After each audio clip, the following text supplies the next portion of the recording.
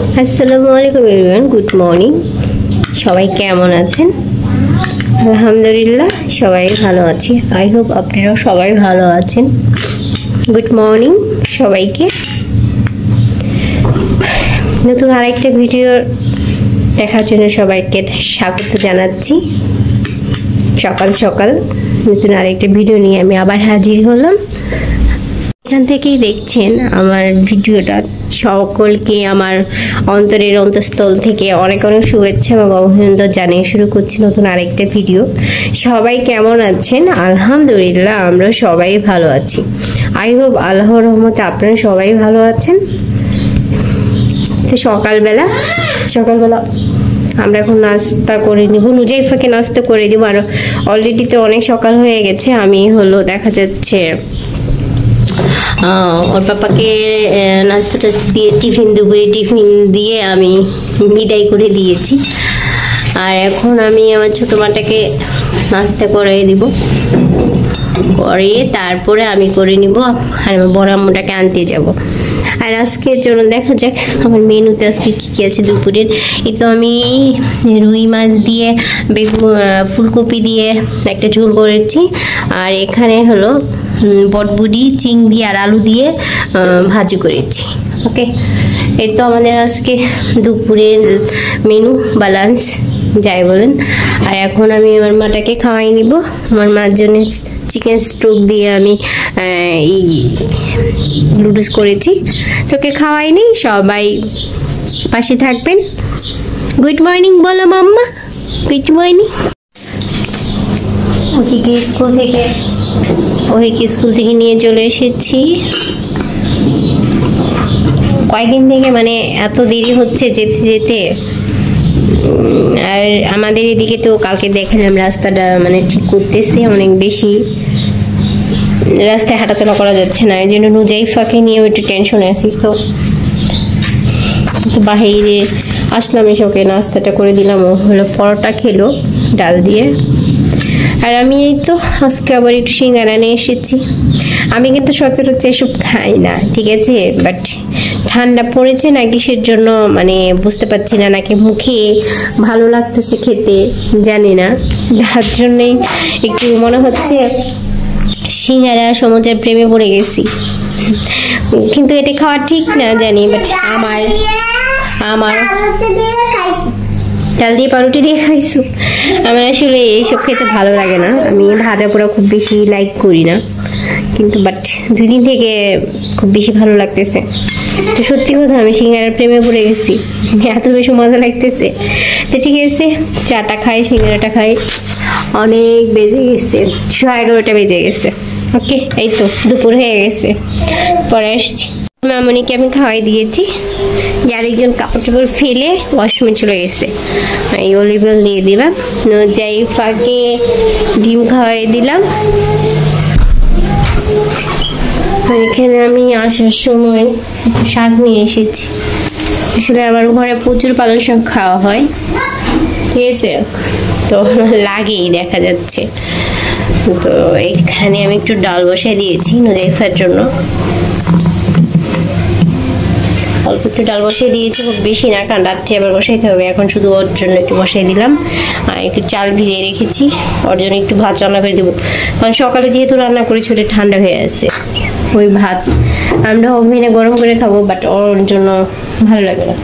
তাই একটু চিংড়ি মাছ দিয়ে শাক ভাজি করে দিব, একটা মাছ ভাজা আর ডাল দিয়ে ওর লাঞ্চ হয়ে যাবে।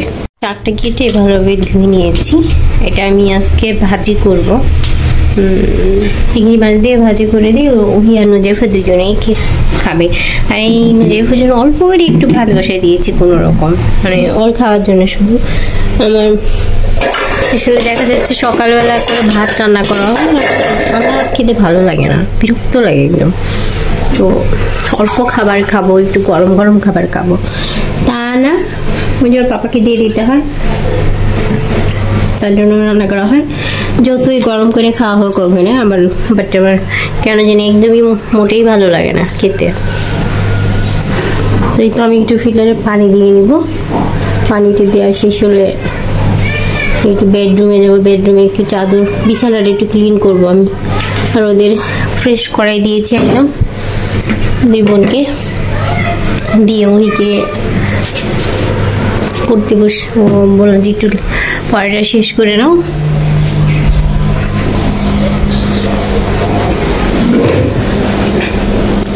ঘুম আসছে,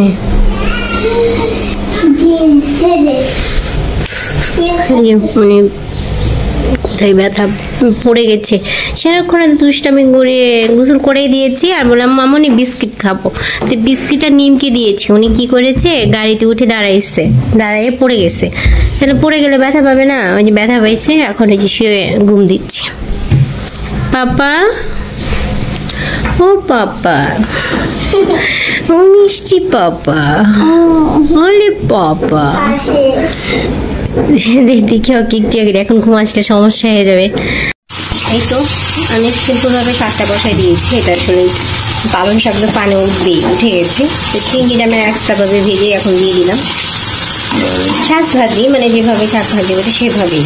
মেয়েদের লাঞ্চটা দিয়ে দিই। আমি তো চলে আসছি, আমি লাঞ্চটা নিয়ে নিয়েছি। এটা নুজাইফার লাঞ্চ, আর আমি এখন ওই লাঞ্চটাও দিয়ে দিব। ওকে, এই তো আমি একটু অল্প করে সুজি রান্না করতেছি বিকালের জন্য। সুজিটা আমি ঘি দিয়ে ভালো করে ভেজে নিলাম, একটু গরম মশলা দিয়ে, এলাচ দিয়ে, শুধু আর কোনো গরম মশলা দিব, একটু ঘি দিয়ে ভেজে নিয়েছি। শুভ সন্ধ্যা। এই তো বিকাল হয়ে গেছে, বিকাল মানে সন্ধ্যা হয়ে গেছে। এখন তো আসলে বিকাল বলা যাবে না, কারণ বিকাল আর হয় না এখন। বিকাল সেই 2-3টার সময় বিকাল হয়ে যায়, কি বলবো। তো এই তো আমি সন্ধ্যায় চলে আসছি। আসলেই ওরা সবাই ঘুম, তা আমি ভাবলাম যে উঠে আমি একটু রান্না করি। আমি রান্না করবো বলতে হলো বেগুন ভাজবো, আর হলো বোয়াল মাছটা রান্না করবো রাত্রের জন্য। কারণ রাত একটু পরে আমি আবার একটু, আমার আজকে আবার ডক্টরের কাছে অ্যাপয়েন্টমেন্ট আছে, যেতে হবে। তা ওরা উঠে কি খাবে, নুজাইফার জন্য তো সুজি রান্না করে রেখেছি। ওকে একটু হালকা করে সুজি খাওয়াই দিব, অনেকদিন থেকে সুজি টুজি খায় না। ঠিক আছে, আমার বেগুন ভাজা হয়ে গেছে। বেগুন ভাজা হয়ে গেছে, তো আর একটা আছে ভেজে নিচ্ছি, তারপর তরকারিটা বসাই দিব। ভাবছিলাম যে মাছটা তো বললাম যে আগের দিন রাতে রান্না করবো, বাট হইতেছিল না। আমার আবার হঠাৎ করে বড়া মানে ভাজা বাটা খেতে ইচ্ছা করলো, তাই আমি বাটা করেছিলাম। তো তারা পরের দিন রান্না করেছি আমি। এই তো মাছটাকে আমি ভালোভাবে নুন আর হলুদ দিয়ে মেখে নিয়েছি। এটা কিন্তু ভেজে নিব না, কষাই নিব। ওকে, মশলাটা যাবে এই জন্য মাখিয়ে রেখেছি। আর এখানে পেঁয়াজ নিয়েছি কেটে, যদি মন চাই তাহলে আলু দিব, না হলে দিব না। মশলাটা কষাই নিয়েছি, এখন মাছটা দিয়ে কষাই নিব। এই তো আমার তরকারি হয়ে গেছে, আমি এইভাবে নামাইলাম। অনেক টেস্টি লাগতেছে দেখতে, জানি না খেতে কেমন হয়েছে, তো আশা রাখছি ভালোই লাগবে খেতে। ওকে, তো ঠিক আছে, ভিডিওটা আজকে আমি ফোন দিয়ে শেষ করে দিচ্ছি। আমার রান্না শেষ, আর বাবা আসলে পরে আমি বাহিরে যাবো ওদের রেখে। আমি বললাম যে আমার আজকে রাত্রিবেলা ডাক্তার কাছে যেতে হবে, তো ওদের তো আমি এখন ডিনারটা দিয়ে দিতে পারবো না, কারণ হলো এত তাড়াতাড়ি খাবে না, যেহেতু 9টা বাজবে, সুতরাং এখন খাবে না। তো আমি এসে 10টার সাথে 11টার দিকে এসে ডিনারটা করে দিব, আর ওর পাপা যদি পারে তো করে দিবে। ঠিক আছে, তো সে মধ্যে সবাই ভালো থাকেন, সুস্থ থাকেন। আগামীকাল নতুন আর একটা ভিডিও ইনশাল্লাহ আবার দেখা হবে। আসসালামু আলাইকুম, গুড নাইট।